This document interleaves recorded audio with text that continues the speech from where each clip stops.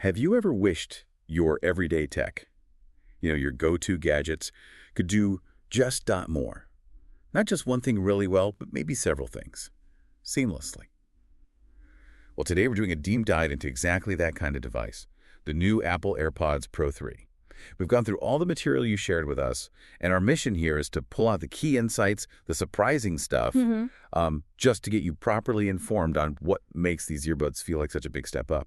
Because honestly, from what we're seeing, it feels less like just an upgrade and more like Apple's kind of rethinking the whole category. Yeah, that's spot on. Our look through the sources shows these aren't just tweaking the sound, they're really pushing into new areas, new practical uses. It feels like a pretty confident move for what was already, let's face it, a super popular product. The overall vibe is definitely meaningful improvements, not just ticking boxes. Meaningful. I like that.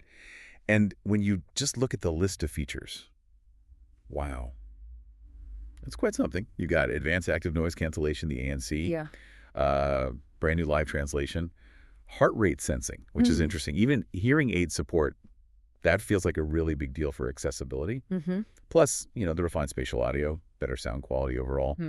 Oh, and finally, USB-C. Yes. Practicality points there. Definitely.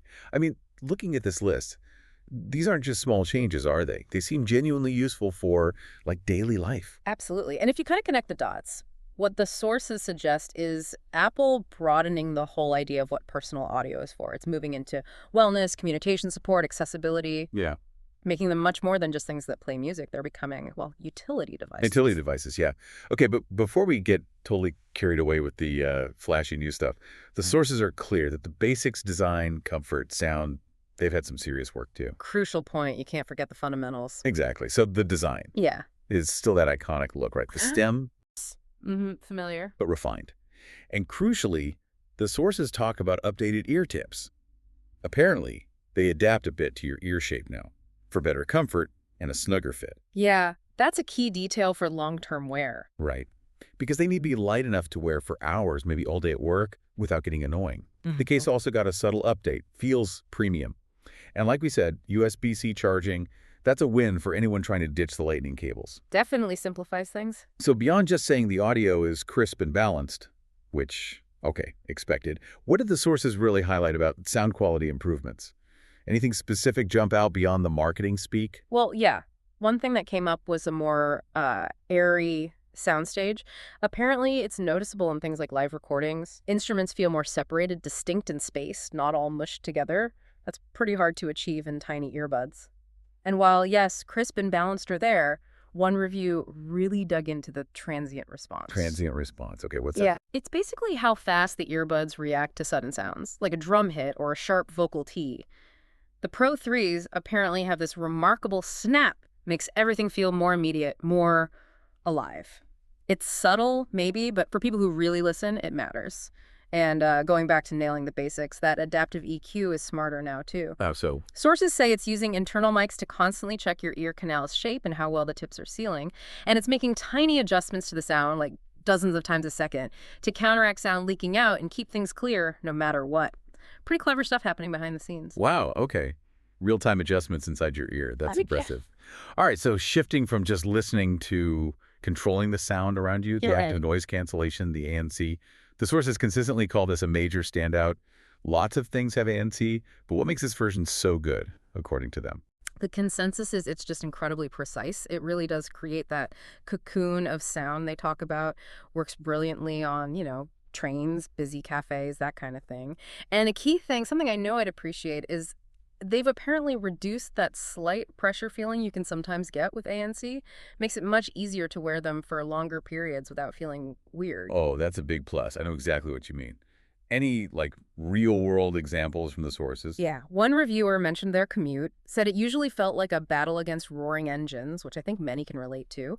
But with the Pro 3s, they found this unexpected quiet, could actually hear their audiobook properly without cranking the volume. Small thing, maybe, but makes a real difference daily. Totally. That's the kind of practical benefit people look for. Okay, flip side, transparency mode, letting the world back in. How's that holding up? Still excellent, apparently. The sources say outside sound comes through feeling really natural, not robotic or processed. So perfect for quick chats, hearing announcements, crossing the road safely, all without taking the buds out. So it's about control then. Exactly. That's a key takeaway from the material. You get the deep isolation when you want it for focus or just calm, but then boom, switch to transparency and you're seamlessly back in the world.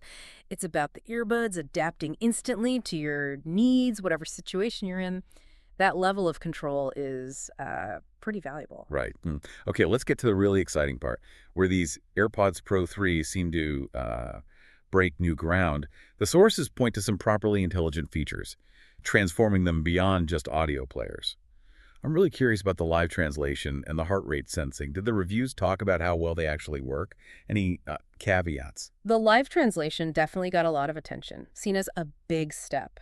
One person, a traveler, mentioned relying less on their phone screen for translation apps, maybe like 70% less, which meant more eye contact, more natural chats. That's quite a subtle but potentially profound difference in how you connect with people. But, the sources also manage expectations. It's good, way beyond a gimmick, but it's best for, say, one-on-one conversations at a moderate pace. Complex situations, rapid-fire speech, lots of people talking at once. It might still struggle a bit there, but it's clearly improving fast. Okay, makes sense. And heart rate? Yeah, the integration with Apple Health is reportedly seamless. Several sources actually compared its accuracy pretty favorably to wrist-based trackers, especially for steady stuff like walking or a gentle jog. Maybe not quite perfect for super high-intensity, jerky movements, but for general day-to-day wellness tracking. Seems remarkably consistent. Inconvenient, right?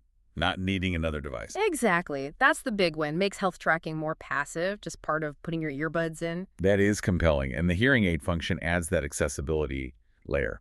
But just digging in a bit, for features like translation and heart rate, did the sources talk much about accuracy compared to, say, dedicated devices or privacy concerns with constant health tracking in your ears? Good questions. On translation, like I said, it's great for conversations, maybe not replacing a professional interpreter yet. Its accuracy depends on clear speech, not too much background noise. For heart rate, yeah, fine for general wellness. Maybe an athlete still wants a chest strap for peak training data. Accuracy is good, but context matters. Privacy definitely came up. Sources noted Apple stresses doing processing on the device itself when possible for health data, and strong encryption for anything synced to Apple Health. With user control over sharing, it's clearly something Apple is thinking about carefully. And that hearing aid function, it really does seem to make them a useful, discrete tool. Amplifies voices clearly, reduces background noise smartly, shows a real push for inclusivity. The reviews praised it as, a thoughtful way to offer some hearing support without the potential stigma of traditional aids. It's framed as an assistive tool, not quite a medical replacement, important distinction. Right. So drilling down on the bigger picture, these features really do signal a shift, don't they?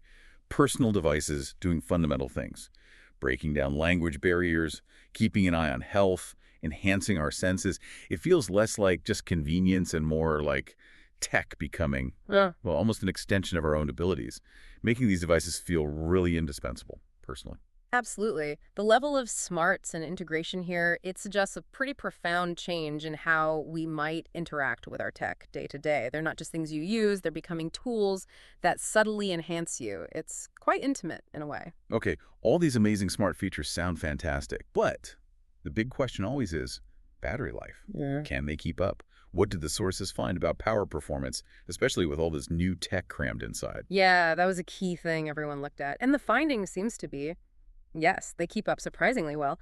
Despite adding all those energy-hungry features, ANC, translation, heart rate, you're still looking at around 6 hours of listening with ANC on. Maybe more if you use transparency or turn some features off. 6 hours, pretty decent. It is, and the charging case gives you several extra charges, so you can easily get through a typical week before needing to plug in. The sources really emphasize that this consistent battery performance is crucial. It has to be reliable for that seamless integration Apple wants. Right, if they died halfway through the day, the features wouldn't matter much. Exactly. And the fast charging via USB-C helps too. A few minutes charge gives you about an hour of listening. It all points towards keeping them ready to go whenever you need them. Okay, so wrapping this up, what's the main takeaway from our deep dive? It feels like the Apple AirPods Pro 3 really are, as the sources suggest, more than just earbuds. They're multifunctional, they're intelligent, and they seem designed from the ground up to just fit into your life. That mix of better core audio, the advanced ANC and transparency, plus these genuinely useful new smarts, it does feel like a proper leap. So whether you're already using AirPods Pro and tempted by the new stuff, or you're new to this and want the most complete package, the sources seem pretty convinced they deliver. And that really brings us to a fascinating final thought for you, the listener. As this kind of personal tech gets so deeply woven into our health, our communication, even how we experience the world around us, are we genuinely moving towards a future where, one single device can smoothly manage loads of different parts of our lives? Or does packing so much functionality into one thing eventually lead to maybe new kinds of dependency, or even just feeling a bit digitally overwhelmed by it all? Definitely something to think about as this tech keeps evolving.